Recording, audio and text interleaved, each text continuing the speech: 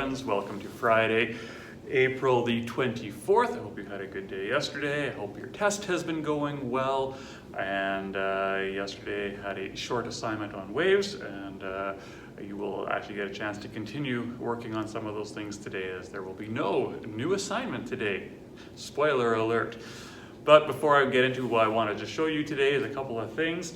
We have our verse of the day again today, and yesterday we talked about Psalm 33 and how the eyes of the Lord are on those who fear him and those whose hope is in his unfailing love. And so we talked a little bit about that but statement of how we can't trust in the worldly things, but our trust needs to be in our God and Father. And today I just want to read you the end of chapter 33 of Psalm 33, where it says in verses 20 to 22, "We wait in hope for the Lord. He is our help and our shield. In him our hearts rejoice, for we trust in his holy name. May your unfailing love be with us, Lord, even as we put our hope in you." So I just want to let that go out there. Let that be your prayer today.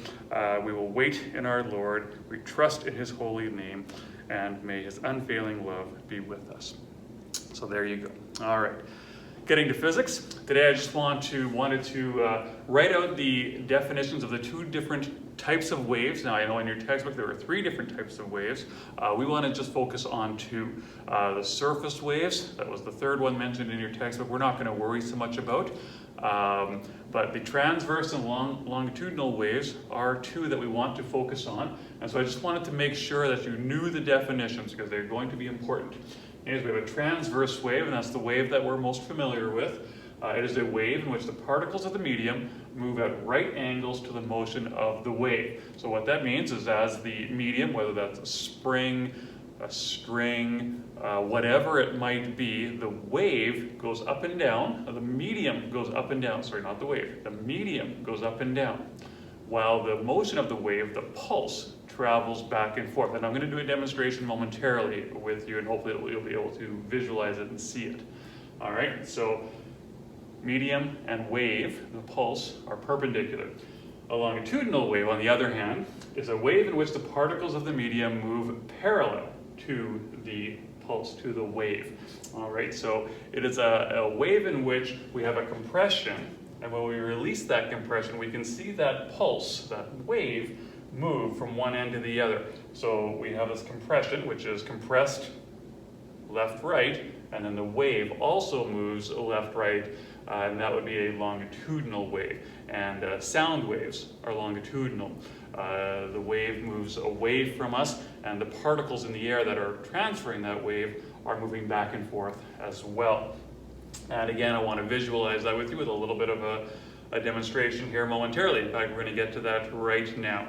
All right, so I've got a spring here, as you can see, and what I'm going to do is I'm going to create a pulse in this spring by moving the spring up and down, and then you'll be able to see that pulse move back and forth. And so this first example will be a transverse wave, where the medium, the spring, each particle in the spring will move up and down, and you will see the wave, the pulse, move there and back. So the medium is moving up and down, while the pulse moves back and forth. They are perpendicular to one another. So let's see if you can see this. I'll do a couple. All right, so if I move it up and down quickly, there it goes. You see the pulse moving there and back. Let's try to do it again here. Spring, stop moving. Okay, there it is again. Okay, you see the spring moving back and forth. All right, now a longitudinal wave.